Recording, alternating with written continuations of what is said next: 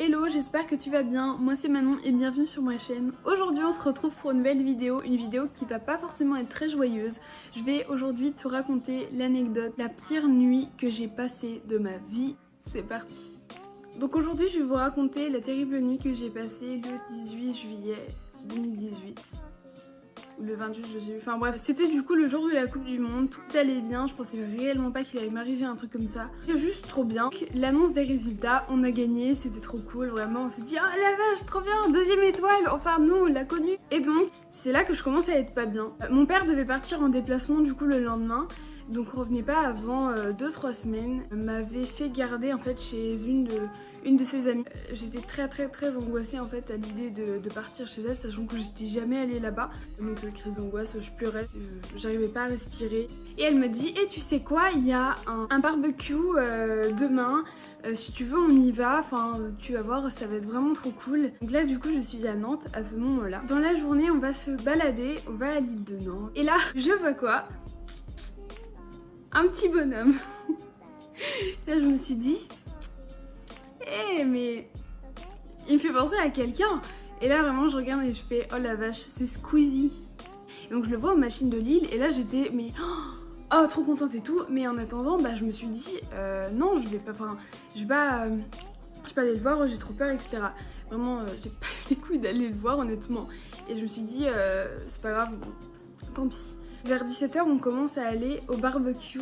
Et ça commence super bien, il y a à peu près une quarantaine de personnes, c'était juste trop cool. Dans mon groupe on va dire, c'était à peu près une douzaine. Le barbecue avance, donc les gens vont se servir, machin, c'était super cool, il y avait de la musique et tout. Et ensuite, vers à peu près 23 h, ça commence un petit peu à se vider, les gens rentrent chez eux, sauf nous. On est le seul groupe à être là. Puis vient 2-3 filles qui venaient d'Angleterre. On a commencé un petit peu à discuter. J'essayais de parler avec ces personnes là.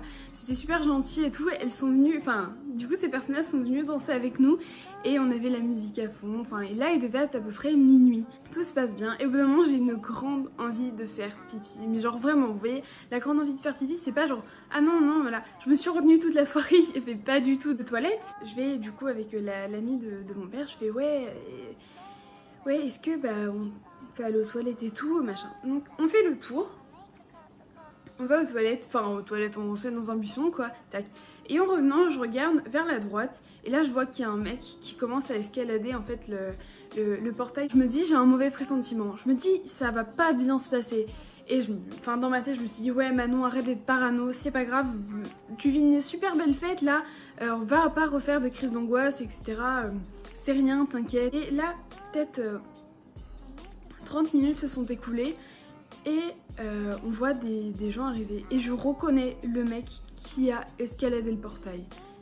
Et là, je me dis, il y a un truc qui va pas.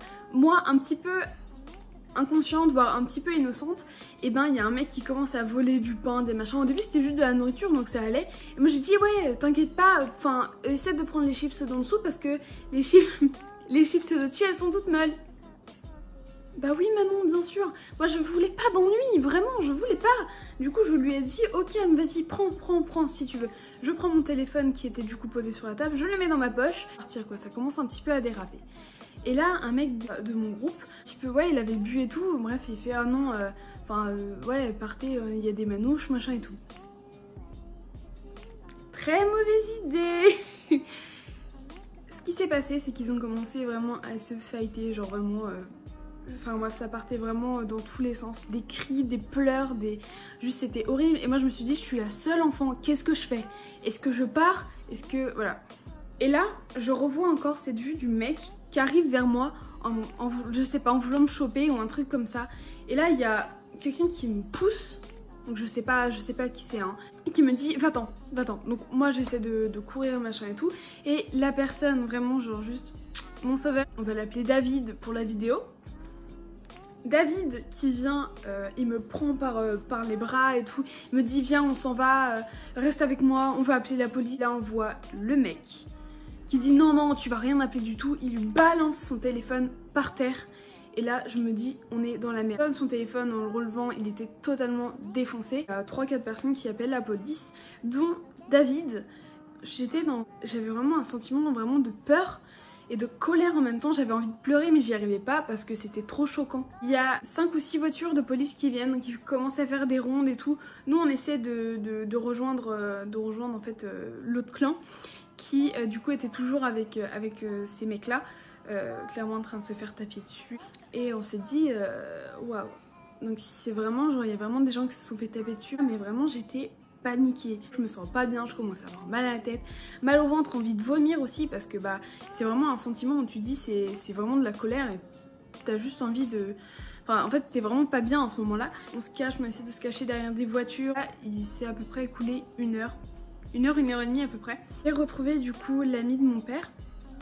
Donc je lui ai fait un énorme câlin et tout, genre vraiment c'était un peu comme si en fait vous retrouviez quelqu'un que vous avez perdu depuis hyper longtemps, c'est vraiment ce sentiment. On a retrouvé les autres, qu'on est revenu un petit peu sur la scène du crime.